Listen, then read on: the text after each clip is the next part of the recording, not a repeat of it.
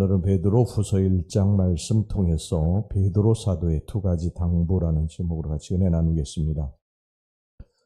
이 사탄이 하나님 믿는 백성들에게 자주 쓰는 두 가지 방법이 있는데요. 그 첫 번째는 핍박입니다.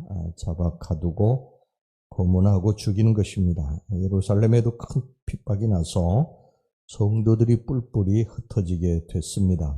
그러나 하나님은 그 흩어진 성도들을 오히려 복음의 전도자로 사용하셔서 복음이 땅끝까지 전파될 수 있도록 하셨습니다. 기독교 역사에서도 보면요, 수많은 핍박이 있었죠. 그런데 성도들이 그것을 이겨내고 승리했습니다.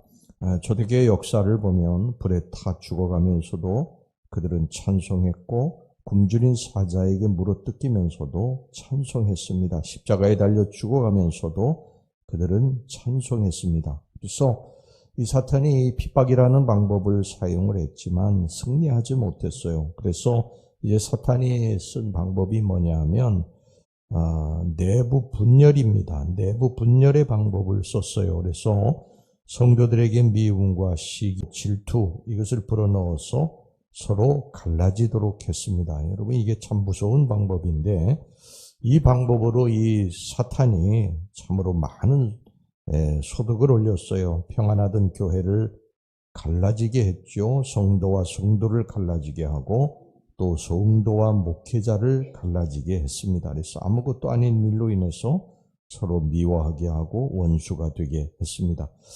고린도 교회가 바로 이런 교회입니다. 이 사탄이 고린도 교회를 당을 지어서 서로 분열하면서 싸우도록 만들었습니다. 여러분, 지금도 사탄이 이 방법을 자주 사용하고 있습니다. 우리 가정을 분열시키고 깨뜨리고 또 교회를 분열시키고 깨뜨리고 그러고 있는데 여러분이 예수의 이름으로 이런 사탄을 결박시키고 교회를 위해서 또 여러분들의 가정을 위해서 기도해야 될 줄로 믿습니다. 이 베드로전서는요, 주로 이 외부의 핍박, 사람들이 외부의 핍박에 견디도록 늘 기도하여 힘쓰는 그것을 이제 권고한 서신이라고 본다면 이 베드로 후서는 이 교회 내부에서 일어나고 있는 이런 분열 여기에 대해서 훈계하고 있는 서신입니다. 이 베드로 사도가 오늘 이 베드로 후서 1장에서 두 가지를 말씀을 하고 있는데요. 첫째는 이런 분열을 이기기 위해서 예수를 너희들이 알아야 된다. 여기서 알미라고 하는 것은 머리로 아는 지식을 말하는 것이 아니죠. 우리들의 삶으로 체험하는 그것을 말하는 것입니다.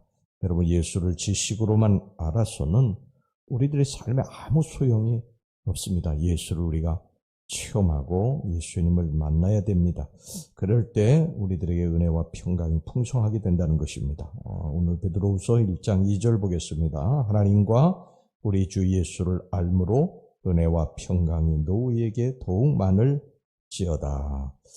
예수를 만난 사람들은 늘 마음속에 은혜와 평강이 있습니다. 예수님께서도 부활하셔가지고요, 제일 먼저 제자들에게 나타나셔서 제자들이 뭐라고 그러셨습니까? 너희에게 평강이 있을지어다. 이 평강이 얼마나 중요하면 예수님께서 부활하셔서 제자들에게 두 번이나 그것을 말씀하셨어요. 너희에게 평강이 있을지어다. 평강과 은혜 정말 중요한 것이죠. 우리들의 삶에 아무리 많은 것을 가지고 누린다 할지라도 마음속에 평강과 은혜가 없다고 한다면 그건 아무 소용이 없는 것이죠. 여러분, 평강, 은혜와 평강이 저와 여러분들의 심령 속에 늘 풍성하기를 주의 이름으로 축원합니다. 은혜와 평강이 있으면요, 세상 사람들이 나에게 뭐라고 말하든지 그 상관하지 않습니다. 그건 그렇게 중요하지 않아요. 누가 나를 잘났다고 해도 우쭐하지 않고 누가 나를 못났다고 해도 낙심하거나 실망하지 않습니다. 예수를 만난 사람들, 그 사람들의 특징은 모든 관심이 하나님께 가 있어요. 하나님이 나를 뭐라고 보실까? 이거에 관심이 있지 사람들의 그러한 평가라든지 판단이라든지 이런 것은 얼마든지 바뀔 수 있거든요. 자기의 기분에 따라서 또 말 한마디에 따라서 바뀔 수 있으니까 우리는 하나님께 초점을 둬야 된다. 하나님이 나를 어떻게 보실까? 늘 이것이 우리들의 관심이 되어야 될 줄로 믿습니다. 자, 여러분, 교회에 왜 다툼이 있습니까? 은혜가 떨어지면 다툼이 일어나게 되어 있어요. 가정에서도 남편과 아내가 은혜가 떨어지면 싸우게 되어 있어요. 교회도 마찬가지입니다. 교회도 영적으로 성도들이 기도하지 않으면, 기도해서 마음에 평안이 없고 은혜가 없으면 자꾸 다투게 되어 있습니다. 이 산에 불이 왜 납니까? 조그만 그 나뭇잎들 뭐 이런 것들이 바람이 불어가지고 부딪히면서 이게 습기가 없어가지고 지금 이제 강원도 굉장히 건조하다고 그러는데 이게 자꾸 부스럭거리면서 부딪히니까 거기 스파크가 일어나서 불이 나고 그런 것입니다. 우리의 영적인 삶도 똑같아요. 영적인 삶도 은혜가 떨어지면 자꾸 다투게 되어 있어요. 근데 은혜가 있으면 다투지 않습니다. 여러분들 예수를 만나서 깊이 알고 은혜의 강에 여러분들의 심령을 적시기를 주의 이름으로 축원합니다. 그 다음에 두 번째, 신성한 성품에 참여하는 자가 되라 이렇게 말씀하고 있어요. 4절 보겠습니다. 이로써 그 법에롭고 지극히 큰 약속을 우리에게 주사 이 약속으로 말미암아 너희가 정욕 때문에 세상에서 썩어질 것을 피하여 신성한 성품에 참여하는 자가 되게 하려 하셨느니라. 이 신성한 성품이라고 하는 것이 뭐냐면 말 그대로 하나님이 가진 성품을 말합니다. 신성한 성품이 무엇인가? 몇 가지만 좀 살펴보겠는데요.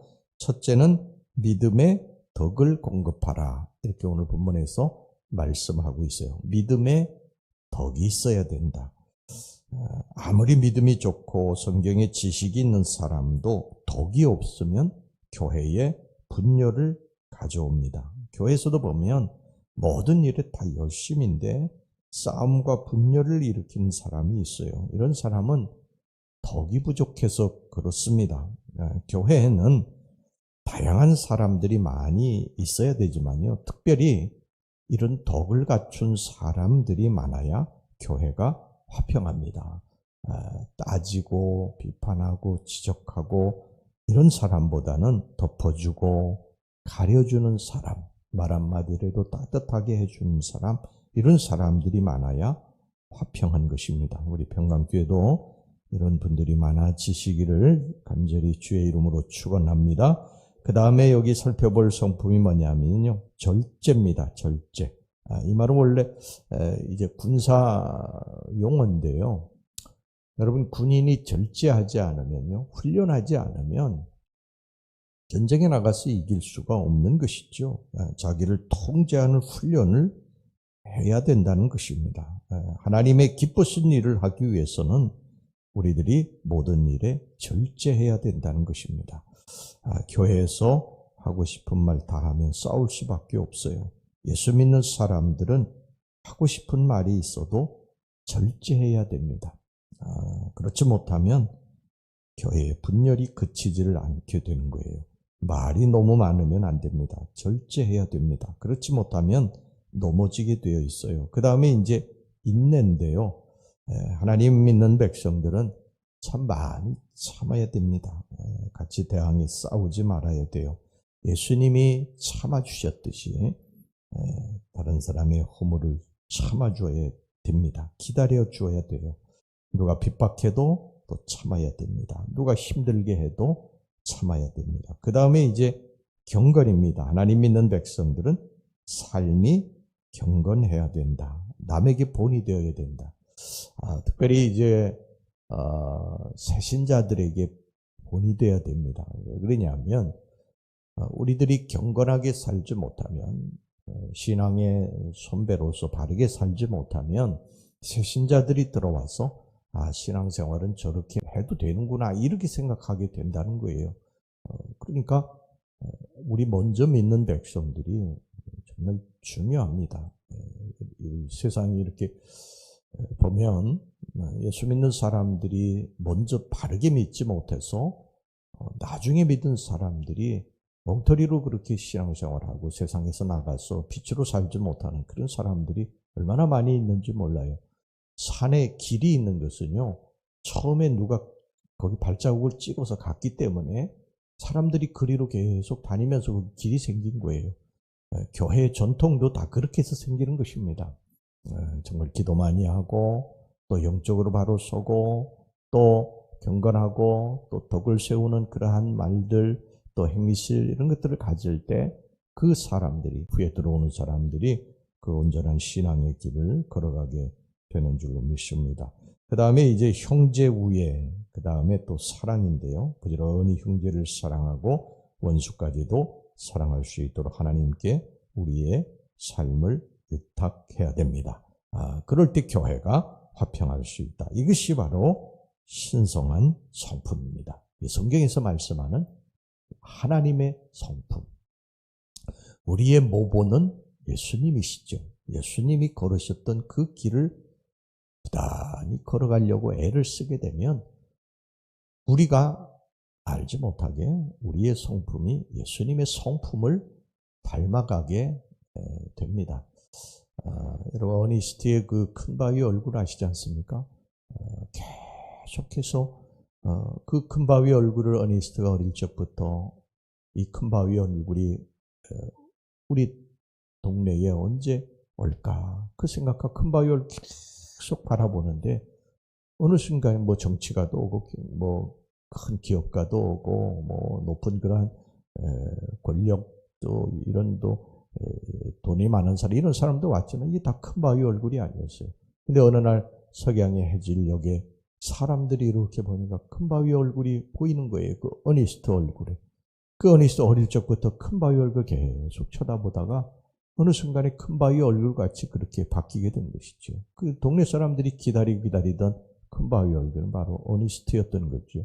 여러분, 우리들의 삶에 예수 그리스도가 바로 그 큰 바위 얼굴입니다. 그 본이에요. 그래서 우리들이 끊임없이 예수를 생각하고 예수를 바라보고 예수님 앞에 기도하고 그러면서 우리들의 모습이 예수님의 모습을 닮아가게 되는 줄로 믿습니다. 모난 것이 깎여지고 다듬어지고 그래서 바뀌어지게 되는 거예요. 예수님은 그 베드로를요 반석이라고 불러주지 않았어요. 사실 베드로는 반석하고 거리가 먼 사람이죠. 다혈질이고 조변 섞게 하고 그런 사람 아닙니까? 그런데 그렇게 믿어주시니까 베드로가 예수님 늘 이제 생각하고 기억하고 예수님이 그 길을 따라가려고 하다 보니까 그 베드로가 정말 반석이 되지 않아요. 우리가 부족한 것이 지금 많이 있을지라도 우리는 그렇게 바뀌어가게 될 수 있습니다. 변할 수 있습니다. 끊임없이 노력하고 훈련해서 정말 우리들이 예수님의 성품을 닮아가는 그러한 성도들이 되시기를 주의 이름으로 축원합니다. 기도하겠습니다. 하나님 아버지, 우리가 사탄에게 속지 말게 해주시옵소서. 주님, 사탄에게 우리들이 속아서 사탄의 도구가 되지 않도록 주님 저희들을 붙들어 주시옵소서. 날마다 예수 그리스도 거룩하신 우리 주님 바라보며 우리들의 모습이 예수님의 모습으로 변해가는 놀라운 축복이 우리들에게 있게 주시옵소서. 예수님의 이름으로 기도하옵나이다. 아멘.